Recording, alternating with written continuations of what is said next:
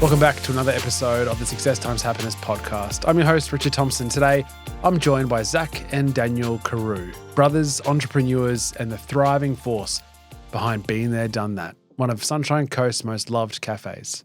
We explore the family foundations that shape their work ethic, the lessons learned building businesses together, and the values that keep them grounded. From early entrepreneurial sparks to community impact, this conversation is about purpose, balance, and legacy. The real currency of success. All right, let's get into it. The Carew brothers, welcome to the show. Welcome to the den. Thanks for having us. Now, thank you for coming in. No, appreciate You guys have got some incredible stories. I guess for context for listeners, you guys run, amongst other things, Been There, Done That, which is a institution here now on the Sunshine Coast. Coffee shop, cafe. Take me back growing up as kids. What involvement? Your father's a builder? Yep. Amongst other things as well. Well, yeah, builder. Yeah, Builder by trade. Bricklayer. Bricklayer by trade, builder, and then he dabbled in the restauranting, which is where it all started. Dabbled in a few things. Yeah. Yeah, he actually, no, now I think about it, he's dabbled in a few different things. He had a few fingers in different pies. Yeah. So I guess I'm intrigued when I speak to guests about how their childhood has shaped their adulthood. And I'm intrigued as to what was it like growing up in that household where dad's very much obviously growth mindset, very much we can achieve anything. He's very loyal as a family man. And what was expressly bestowed on you as kids, and what do you think individually picked up by just being in that environment? I would have to say work ethic was like a huge thing. Like he's successful, but he also comes from like that. Out of everyone in his family, his dad was like in the government. He was 2IC to Don Chip in the customs, kind of a government man. You know, they had a bit of money growing up, but from that side of the things, where his dad was like a bit more hands-on, that wasn't his life. So he was more grit, hard work. You want to make it, you got to like kind of take it. So I guess he brings that into us. We grew up in a household where it was like, if you want something, like you want to buy something, you got to, I'm not going to give it to you. You need to earn it and find a way to earn it, essentially. That was the environment Dad had? Yeah. Yeah, it was, it's interesting because it was sort of like you forget, like you don't really remember much from Melbourne. Like obviously we were born in Melbourne, we left when we were younger. And like until you actually speak to him about it, you don't realise like when you're young what's going on. You just sort of, we moved to Melbourne because we had eczema and bad like just skin, health issues. Yeah. So he took a massive gamble to take the business and all these bits that are successful to just go Pack to Queensland for us, literally for us. It was the only reason.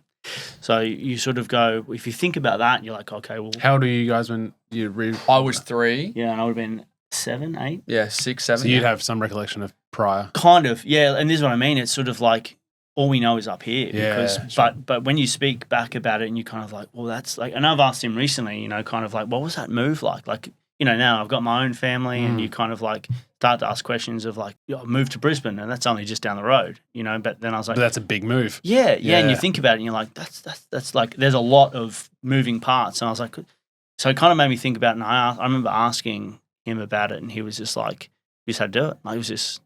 I was like, yeah, but you had like businesses and family successful. And I was like, he's like, do you not remember much? And I was like, no, not really. Like, I remember just moving up and we were in the caravan and we were just chilling and, we were surfing, on the beach all the time and and stuff. And he was like, I was like, so what was it like for you? And he was like, well, I had to get the business from, sell like not everything, but try and sell stuff and then get up here. So I think mentally, automatically, like it was like when you move and everything moves, you just kind of adapt with it. But he obviously was there for a bit and then obviously back in Melbourne and then here and then back in Melbourne. But yeah, it took him a bit to wind up business. He had like a building company there. And by that stage, when we were born, he had like really grown. Like he was doing like 100 or so houses a year, winning multiple awards. And then he was like really quite established, booming. And this all happened. And mum is very like family oriented. Like it's like family, family whatever or nothing takes. kind of thing, whatever it takes. Yeah.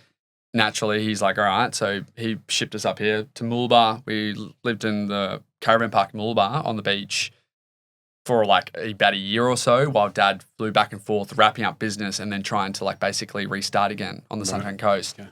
So yeah, like I think early recollection for me, like I take that part of it, and I think like I was even like the first things I remember like at school where I think maybe that all kind of subconsciously was all part of it. You know, I was I was selling like my toys. I was as a lucky dip, and like I was getting things like making these lucky dips at school and selling them to kids for like $2, and I was getting like magazines like Mum's New Idea magazines and cutting out like the like the bikini pictures and making like these little things, selling them like, and I got in trouble. Like, first part of entrepreneurship. Yeah, at school, so I got in trouble for it. But hustling, I remember Dad being like, "That's like good stuff." Yeah, like that's yeah, you're not getting in trouble like, for that. I didn't get in trouble, but it was like the teachers were like, "You can't do that. You're taking like kids like lunch up money and all this." And I was like, well, they bought my stuff, like who cares? It's the market. So I had to give all this money back, Well, and I didn't get my stuff back. So the other big one was coming to school and everyone going like, "Where do you get those brownies from?" It's like, "Oh, Mum makes them," and everyone getting obsessed with them. So we're going home going like, "Mum, any chance you can make a couple of extra slabs of brownies? We're going to sell them at school." yeah, and we just trade them. We just trade for food So or trade. Yeah, so Stand in front of the duck shop. Don't go in there, guys. I got brownies for you.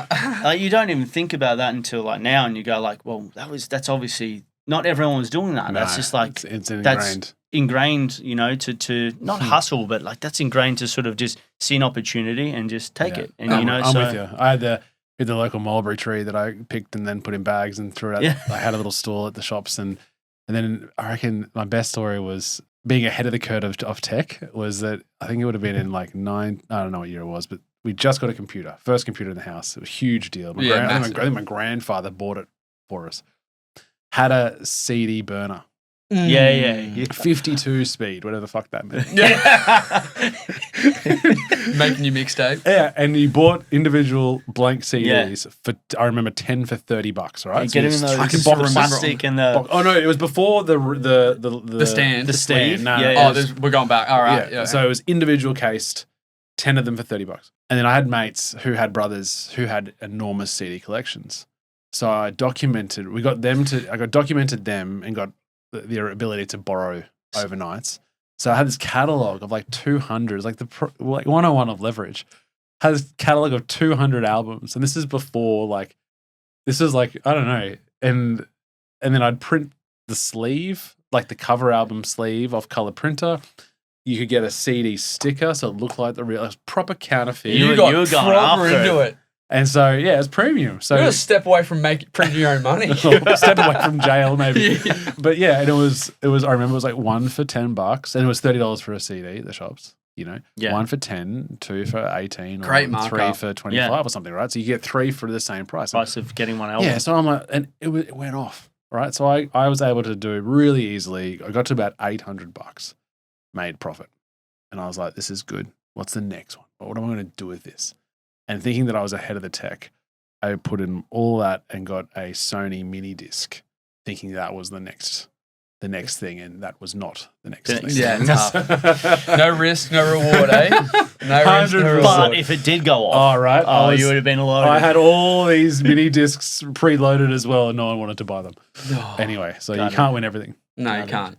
I guess my environment was not that. I didn't have that model as a entrepreneurial model. Yeah. Mum worked very hard. Her work ethic was ever apparent, and I could see that. But she was very much PAYG. She was a pharmacist, so it was qualified work, but not. She didn't go and own chemists, which she could have. Yeah. And now, as at 40, I'm like, man, you really should have. Yeah, but it's not everyone. Yeah. I think there's, you speak to so many people, and it's like.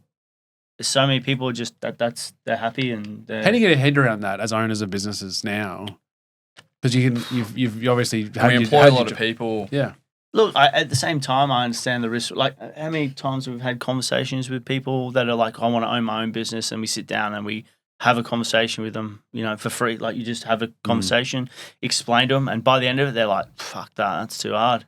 Like, why would I do that? Or it's more like you start talking like maybe even 50% of like what encompasses one single business, right? And you start talking about it in you haven't even really gotten to the crux of it yet. And then you can see they're just like, what? And you're like, mate, if you're at this point and you're thinking like that, and it has it's to not be, for you. You're right. It has to be something that's in you, because otherwise there's too many hurdles, right? Yeah. There's too many roadblocks to tell you don't do it. And if you're not fully in it, you'll just be persuaded by that. 100%. Don't worry about it. Well, I mean, stats say. Well, I mean, I used to be like 3 in every 5 would fail. Like Yeah. small businesses were Within the talking first about. couple probably years. changed now. Yeah. It's probably worse. But And it is can be pretty very daunting. can be you know? brutal too. Like it is pretty cutthroat. So out of school, what are the movements for you guys? So how it started, I was in year 12, still attending high school.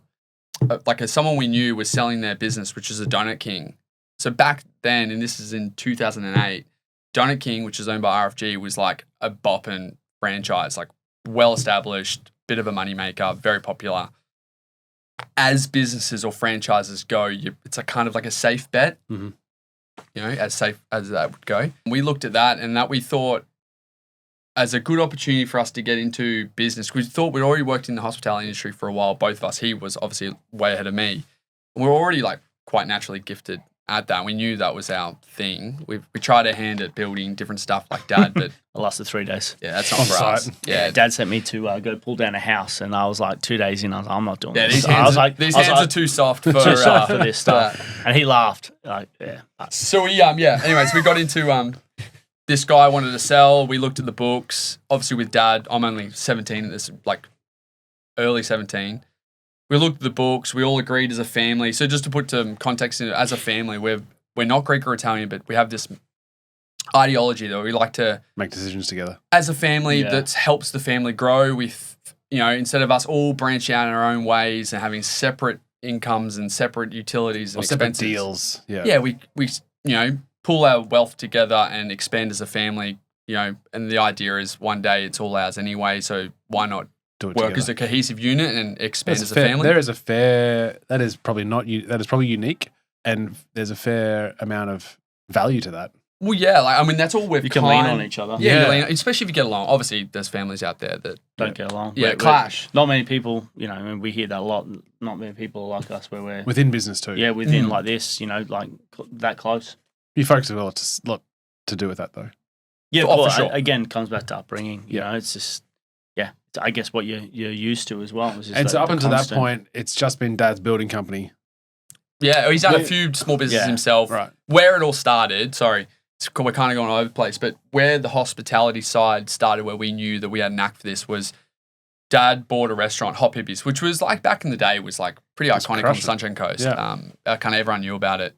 So we worked there. I only got a job there because Daniel actually fractured broke his shoulder or something. And I had to go in there and help him, just like bussing to help lift stuff in the bar. Because he was like, he used to run the bar, run the floor. So I went in there to help out, and I just had a natural proclivity for like service and people. And so I started working there at a young age. So fast forward, we've gone, oh, this is our thing. Like, we're good at this.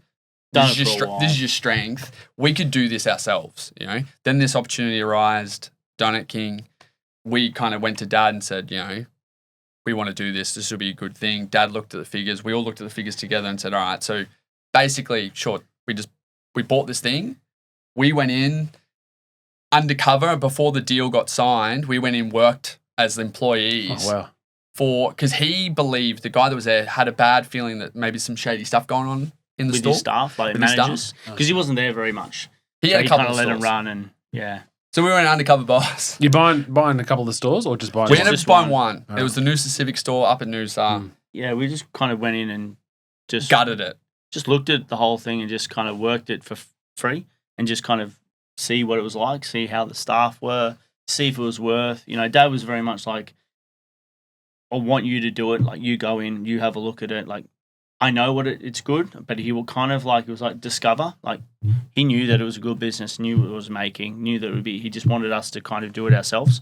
And that was our first like learning curve with how to Yeah. get into a business and how to see how it works, how to see if it Yeah. will run well, and us to make the decision. Like, it was more like us to say, yeah, this is what we want to do. We think this is going to be good. And he's like, yeah, let's do it together. So it was kind of like that first foray into like, I mean, I was lucky because I was older. So I'd worked in restaurants and I'd worked in nightclubs and bars, and I had ideas of owning a nightclub and this, and then realizing that nightclubs were going to cost $1 million. And I was like, Jesus, how am I going to get a nightclub? And so Dad was always like, you can do all that stuff, but are you sure? So it was always kind of like lead discovery kind of thing. So when we went in, it was, you were like just out of school, I was still in school. Like, I was traveling, working year 12, in year 12, and then just like leaving school, or sometimes not even going to school, and then going up to run the shop. We worked first, 2 years, we worked like non-stop. We like end up making like 20% increase in profits just in the first 2 years alone. Yeah, wow. So we got in there and just by sheer us working and then cutting back on staff, wages, and finding ways to make things run smoother. We just made it fun. natural Efficiency. Yeah, we went in there and we were just saying before, we're kind of we own several cafes and businesses now, but we're kind of real rough still. It's amazing how and this is not to puff ourselves up, but we yet to fail essentially. But we do everything at the seat of our pants. Everything is just wing it and... Well, not just wing it, but sort of there's no structure or plan in the sense of a blueprint. It's kind of this is happening, let's go with that. This is happening, let's go with that. And it's just... Kind of it kind of feels like you go for your gut instinct, and it kind of just... What motivates you? And how's that motivation changed? Well, originally it was money. Right. But not in a greedy sense. I've always said to myself, I always just wanted to get to a point in my life where I never had to worry about a bill, essentially. Has your lifestyle crept as a result, though? Yeah.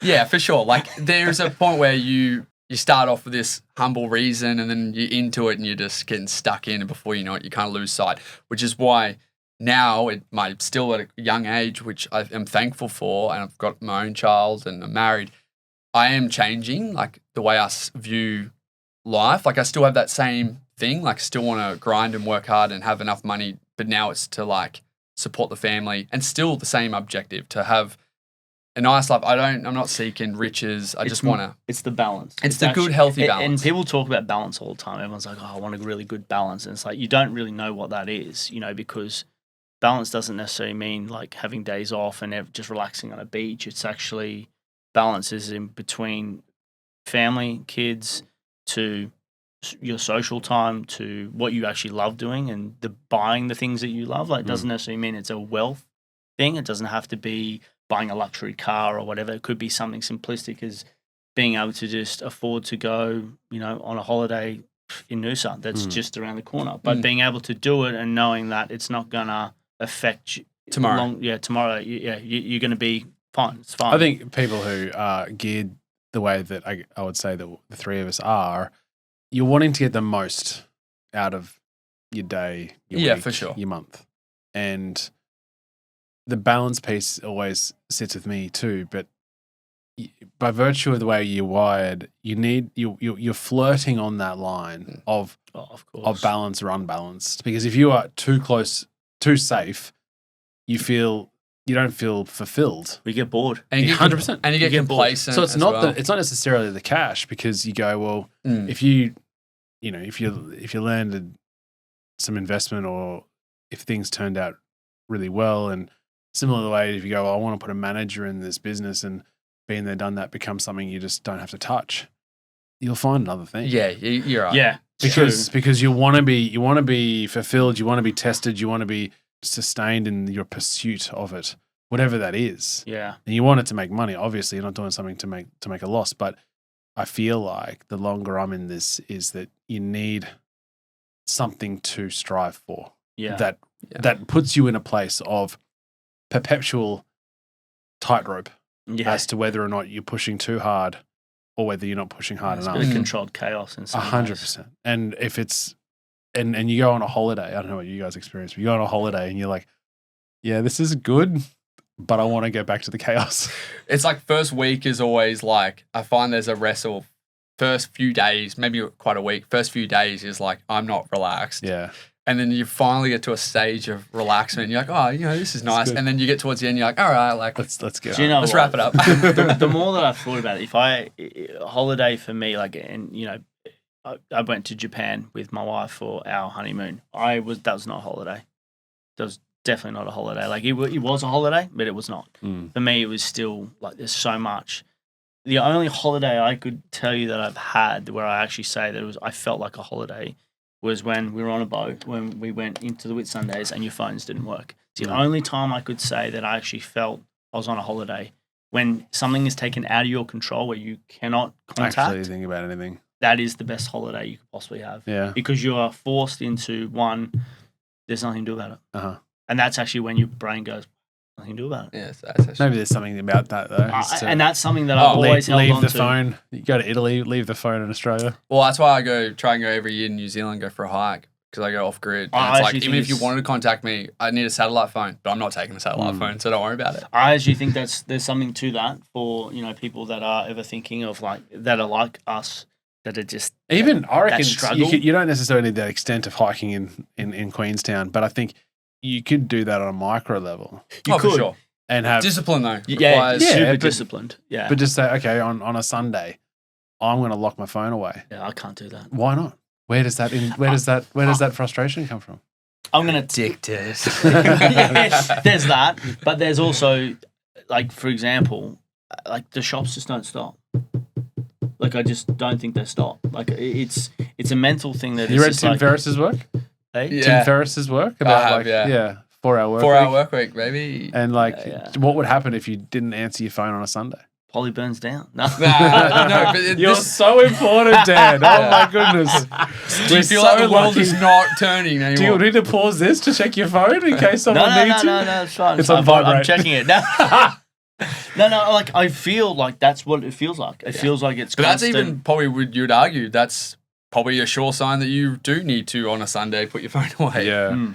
Yeah, but I think it's just the way, even, like, the other thing for me too is, and this is probably different for him, but, I have football as well, so like, Yeah, so talk to me about the involvement with football in your life. so that for me is like, that's a you contact don't need to keep that justifying for me is always you like having a a phone on contact you. thing, being in contact. And I feel like with the football stuff, it is very much a social networking kind of thing. So football for me was always, I've loved football, but it was always a networking thing as well, having sport. And that was also brought in, my dad was very much like networking was, and I remember having conversations about like golf, squash, back when his was like, it's always a really good networking thing. And football for me was, I was just naturally good at networking. So football kind of like, and I was good at football and then coaching.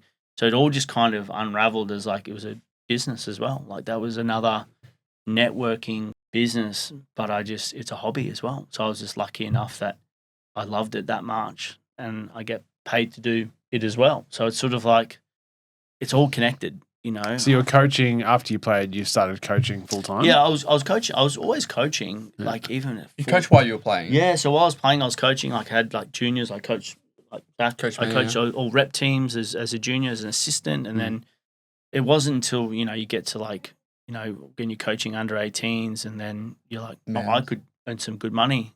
Like in the sense of like you're getting signed to go coach an NPL team as a junior coach, and you're earning $4 or $5 grand to just coach a team, and it's like I do it for free. Yeah, sure. So all of a sudden you're going down this path of that, and then before you know it, you're into men's coaching and you're getting paid more money, and then you're going, I could coach at a higher level because you're good, and then you get picked up to coach at another level and you're getting more money, and you're like, this is a hobby. Like I would do this for free anyway, but yet you're now going down a path of you're getting valuable. Yeah, you're getting good money to coach, and you enjoy it, and the networking, and obviously having mates that were professional footballers and stuff. It was just this world of connections and now you're coaching? Yeah, so still obviously I'm not a head coach anymore at the moment. I will eventually again, but I've taken an assistant coaching role and a new role as that's for the strikers. Yeah, strikers in Brisbane. Yeah. So I was the head coach the year before, and then took last year as the assistant, and then this year going to take the assistant role again and be a head of set pieces. So like a completely different role, different football landscape's completely changing. Specialists are now something that is really important. So I've got this opportunity, unique opportunity, to be able to do that specifically, but also connect it with like the Brisbane Roar, which I'm lucky enough to have one of my best mates as a COO.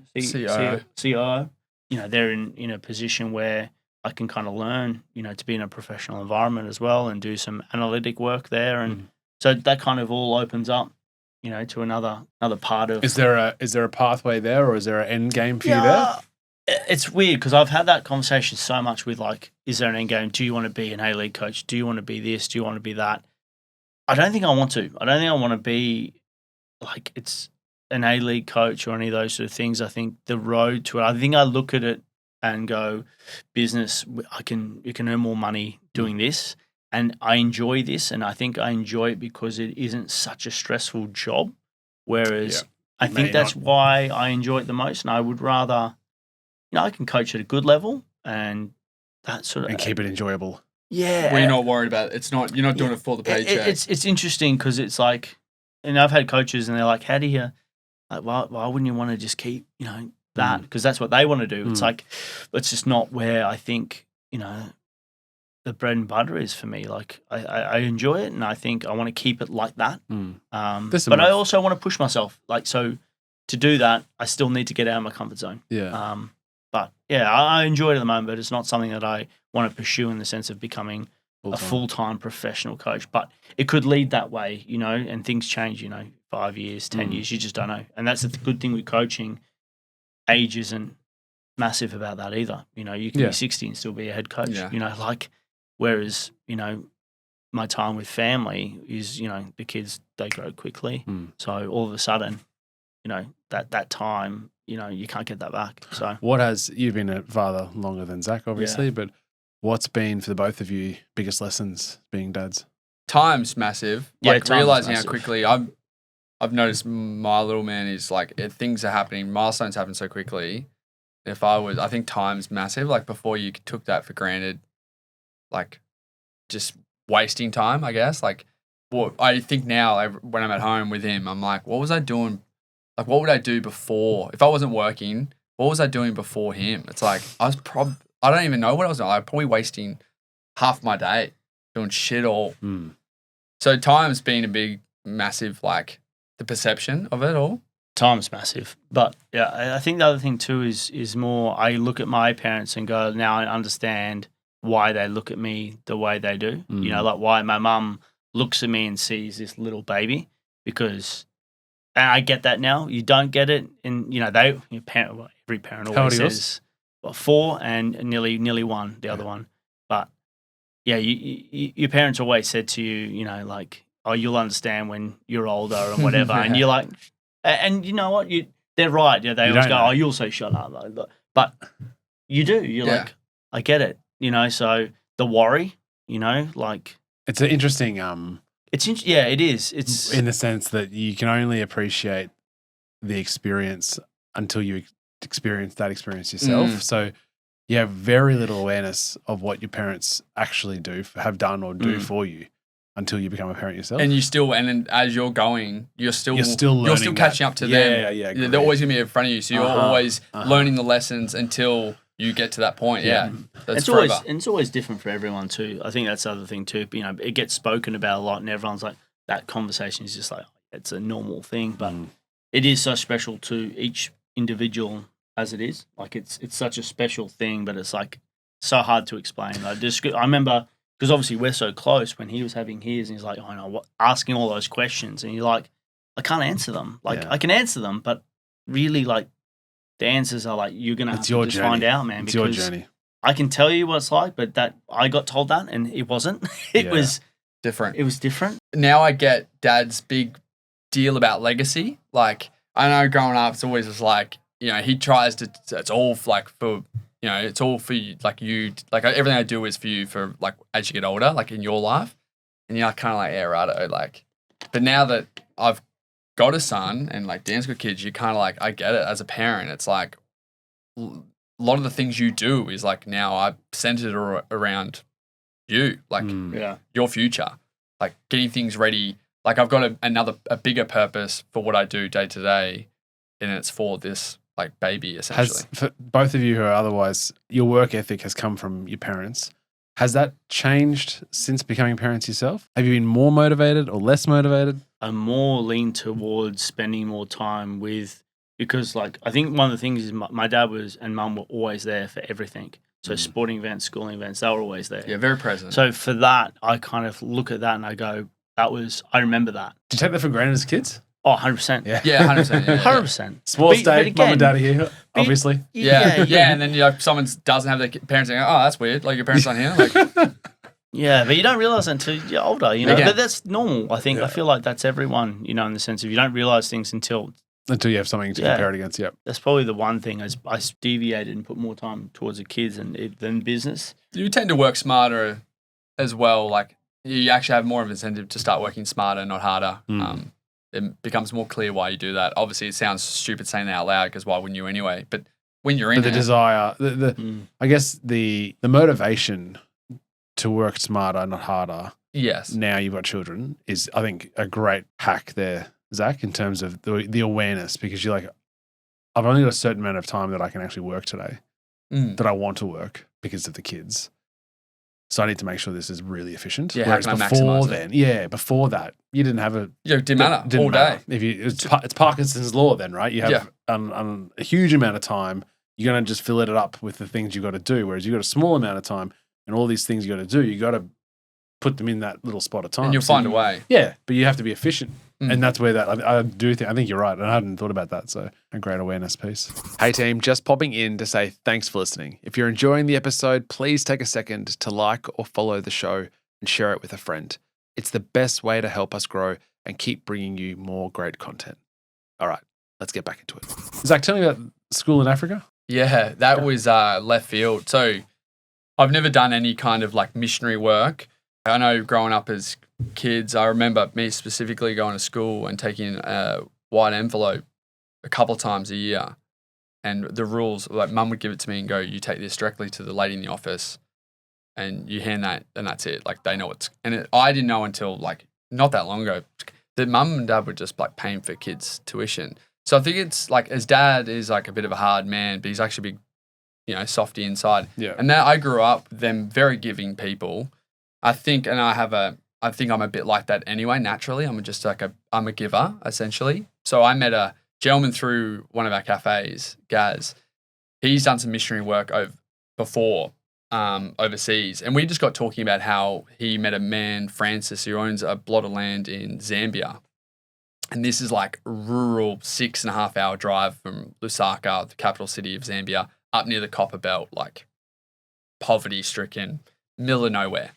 And he had this plot of land. He's quite a smart man. He speaks English, married Monica, and he wants to do something on the land, but they have no means to do anything. They got no money.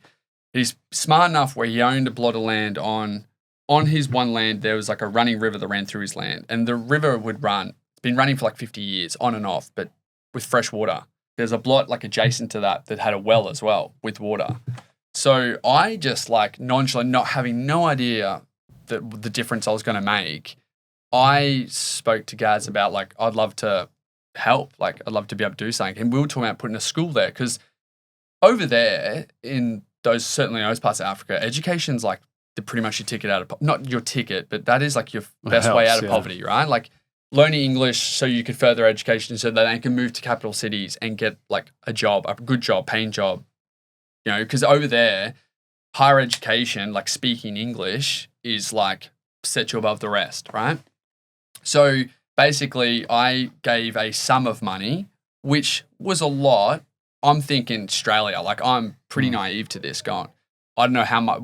Like I don't know how far that money will go. Sure. Sure enough, it was like an insane amount of money to them. When I found that out, we started just we sit together, and he had contacts over there because of his other missionary work. My first thing I did was I organised through a plumber to get a solar unit that like a water pump, because fresh water, so they don't have to walk down to a river ages away. So we basically, the first thing we did was organize a pump to pump. So they had fresh running water, drinking water, clean drinking water through a pump. And then basically every like week there was just more things we added to it. And before you know it, we've now got a full running school. It's a full running school, 3 buildings, 3 teachers, over 100 students. It's now getting to the point where it's like going insane. Like there are so many kids that want to come to the school. They're traveling like 3 hours at a time to come to school. We've now bought a bus to drive them around. I've now got to build another building to host, get more teachers in. We've now got a working farm. So now the idea and a fish, like like a pond, but they harvest their own fish now. So the farm is operating, grows food. The parents and community members harvest to feed the students and themselves. Wow. We've now put a shop at the front of the school, which is on school grounds but part. So the food that they farm and cultivate themselves, and the fish they can then sell to people to then use their money to go back into the school for themselves. Okay. We've got like running electricity in there. We put like tied to like a grid out there, which is crazy. I didn't even know that was possible because I didn't think there's like nothing out there. But so they got running electricity, running water.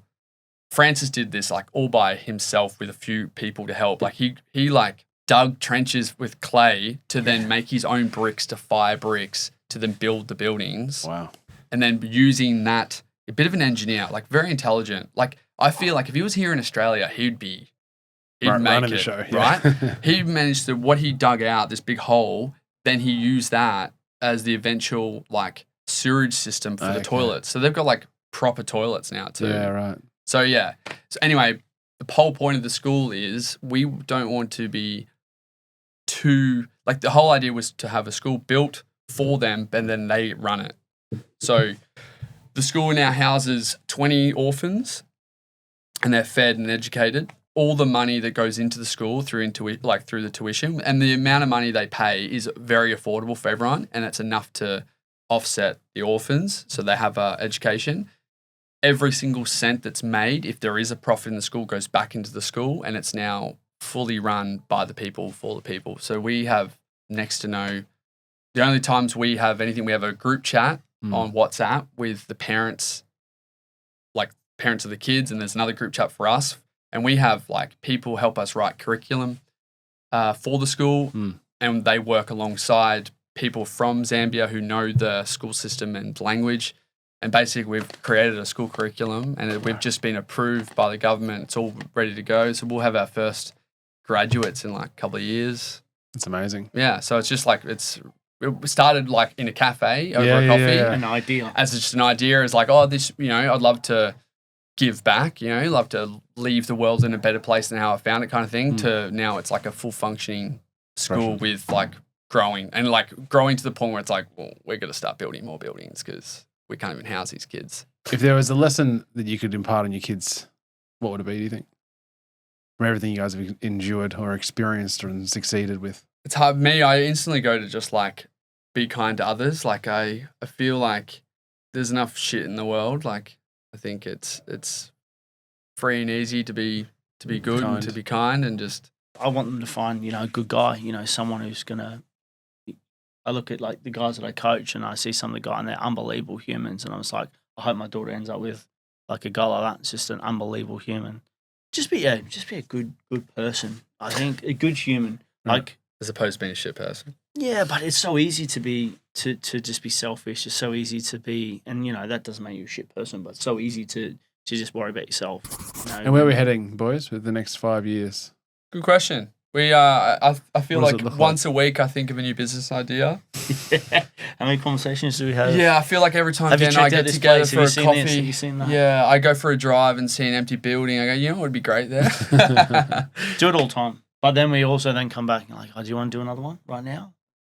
That's also something that, would you start from what you know now, it's just on the basis of what I thought about, and you talking about someone about what the journey would take to start a business. Would you start another cafe business? Not another edition of it, but just a brand new brand. Well, we've got heaps of ideas. Well, the thing is, yes. I say my answer to you is yes. Okay. Only because every time we've started a shop, and they're all been from scratch but one, every time we've started one, we always go, oh, do you know what we'll do different next time? So you could almost improving. If you go to every single one of our stores from the first one to the most recent, we could show you where it's like changed. Evolution. Okay. Evolution from stuff fix that. And it's funny, the irony of this is if we were to do another one, we'd de-evolution, we'd simplify and go a different direction, still in this space, but a different direction because of and it's not like a work ethic thing, it's just like as that's going, the bigger they are, it doesn't always mean like more money. It just sometimes means more heartache. And over our years of experience, we know how to get the most out of it in a more simple way, which is just effective across the board for us. Our lifestyle, peace of mind, and also just the bank too. Like we've just learned enough now. Like Dan and I will go to shops and we'll see a brand new spot, and we'll laugh and go, I know how much this cost them to set this up. And it's like staff wages, you see, the fit out. and that's the first thing you start counting. We sit there drinking coffee, calculating, and like, oh yeah, you've already broken the fourth wall forever. So any business, any enterprise, you're like, I'm with you. You sit down and go, all right, I know what the repayments would be if they borrowed this fit out. And there's about 6 staff on at the moment. They've probably got, 100%. Yeah, and you're thinking, how long is it going to take until it's profitable to this and that? How many frozen yogurts do people have to push out to cover rent, right? Like, I just like, I got to go. I do that. I just go Hastings Street. I go Hastings Street and go like, I know what the rent is here. I'm like, you guys, you're up against it. I know. I love it though. I do love the fact that, you see new places and you see, I'm not saying younger people, but like you see them having a crack at it. Oh yeah, I'm still the opposite of like what, unfortunately, I feel like sometimes is people like to bring it down. Whereas I actually like to look at it and think, good on them. Like, I hope I generally see another cafe and I hope they succeed. Like we've never worried about competition. Nah. And we're always the opposite. Like we'll hear someone go like, like you got a place open down the road, I'll be like, man, I hope they kill it. Like, more people, big enough area for everyone. And I know what they've probably sacrificed to open that up. I hope to God they do well because I pray they don't have the house as collateral or something. I hope they kill it and they. I feel money. Like when you speak to business owners, especially over a period of time, and I'm still certainly in the infancy stage, but you see them, and I think you can recognize that no matter what industry, and potentially no matter how long you've been in it, you've got scars, you got dents, you got the armor's not as clean as it was when you started. Oh, for sleepless nights, right? All of it, right? But everyone's in it. And that's where I think there's a beauty in it to be able to say, you own a radiology clinic. How long have you had that for? 5 years. How many people have you got? 12. And you'd be like, I see you. How you going? Yeah. I see you. Like, I know it's exactly the headaches and all the things we have to manage all the time, but it doesn't matter what industry it is. Yeah, I've got no idea about radiology, but I get it. I know what you've gone through. Like, I think it's that, because it's that not small business, but that business mindset is like, we need more. We need more of that because like from our perspective, it's sort of like the more of that happens, then the better our country or the better our state or our area is going to be, like it's only going to benefit us all, and it's, that's why, when you think back of like your upbringing, you're like, you hope that everyone kind of can have at some point someone that is like that. If they don't have it in their family already, someone comes along and is like, you thought about doing something on your own. But it's not going to be everyone, because if everyone did it would be easy. Yeah. Well, it's that's never it. easy. Yeah, that's what Cody, who is my business partner, and whenever it gets difficult, he reminded me last week, he was like, if it was like, it has to be hard. Yeah. Otherwise, it's not worth it for one. And then everyone does it. And everyone does it. And no one does. Not everyone does it. So you got to embrace that. You got to go, this is good. This is good that it's hard. Well, it tests you as well. It gets you. And again, it goes back to the mindset. If you're into business entrepreneurial, the test is the cocaine, right? The test is the part that gets you into it. You want to be. If it was easy and laid back misère, there's no high. There's no high, yeah. No, there's no drive. Thank you so much for coming in, boys. This has been a treat, and I'm very aware as to why you are so successful because, I think a huge component, and you've already touched on it, but the family dynamic of we're all in this together, shared knowledge, shared support. That whole idea is that shared pain is half the pain. Like, you're in such an incredible position to be able to be there, and that's a testament to your parents and you guys for not just the benefactor of that teamwork, but the contributors as well. So, who knows? We might see the next generation come up. Yeah, it's our job to continue it, right? 100%. Before we go, quick fire questions. Zach, you'd be aware of these. Now I need short answers, whatever comes into your head. Yeah. I'll go youngest to oldest. What does success mean to you? Balance. Wealth. What does happiness mean to you? Abundance. Okay. I just think cuddles. I love that. Aim for that for sure. We'll go Dan first this one. What does your normal morning routine look like? Oh, sleeping. No. When you wake up, what time? Yeah. Depends. If work's on, early. If not, How early? well, if I'm opening, 5, Yeah. 4:35, depending. Mm. But normal, if it's just a normal day, I'll sleep in. Till 8. 8. Yeah. If I can. Where are your children in this? If I can. In this fanciful Wife. environment. Yeah, okay. If she's working, then I'm up. Yeah, okay. I'm up having Cheerios. Nice. Your morning routine? Not one word, but espresso, dog, beach. Yeah. Yeah, he's a lot more. At it in the mornings. He's clinical. You down late early? Like, what's your bedtime routine? Like, early. I'm in bed by like 7. Late. 7. Yeah, That's the best. Dinner's done at like 5:30. Yeah. I've gone for a walk after dinner. Off to bed. I'm We're the good. opposites, mate. His routine, I'm not. You're just 12 o'clock. Yeah, It depends. yeah, right. Depends what's on. Depends Okay. what's happening. Fair enough. I love my mornings. A piece of advice you'd give to your younger self that you'd put on a billboard for the world to see. Maybe for you, Zac, when you were nearing the end of high school, what advice would you give yourself? Take risks. I'm a bit more reserved, and it takes a bit for me to take a big risk, and that's why we work well as a team. But I would say to myself, like take a step. Okay. Like, Keep all your Pokemon. don't sell. Yeah. That's good. We'll keep that. Keep all your But that is in itself. Keep them in the packets. That is in itself Yeah. great life advice. Honestly, yeah. It's Keep like the asset. back to the future. I just think of Don't like flip- all the things that I could Don't now. flip the asset. Hold on. Yeah. and hold. It's not just a to the- cardboard card. to It the- is to money. to the moon. Yeah, to the moon. Yeah. And then finally, a guest that both of you who you'd know that would be a good person to come on the show. I've got 2 came to mind, both sports people. Yeah. Ewan Porter. Definitely, that's the first one. Ewan Porter and Zach Anderson. would be Zac and Ewan would be Yeah, fantastic. Ewan's very articulate. He reminds me a bit of you. Footballer. No, pro golfer. Pro golfer. Playing on the some tour. He's got some stories. great stories. He wrote a book called Tour Confidential. Okay. Funny read. Great Great human. guy. Great Okay. guy. Yeah. Great human. He's now a commentator, Okay. but a very good golfer. All round good human. Yeah, great. Yeah. All right. Him and then obviously we're a friend of ours, Zac Anderson, pro football player, now COO of Brisbane Roar. Yeah, okay. Good human too, yeah. Yeah. I'd like my dad. Dad would be good too. Yeah, Dad's Yeah. interesting. Dad guy. would be an interesting guy. I think. Yeah, I know we've spoken about him enough, but I think I just don't know how he'd go on podcasts and stuff. A bit old school, but he's got stories. I'd have to get it out of him. Yeah, he's got some stories. All right, gents. Thank you so much, man. Thank you. That was thank that you. was a treat. Unreal. Appreciate it. That was another episode of the Success Times Happiness podcast. Next time you're in line to order a coffee, turn to the person next to you and tell them all about the show.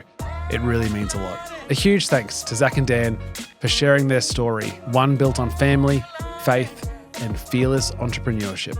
Their journey reminds us that success isn't about how big you build, but how deeply you give back.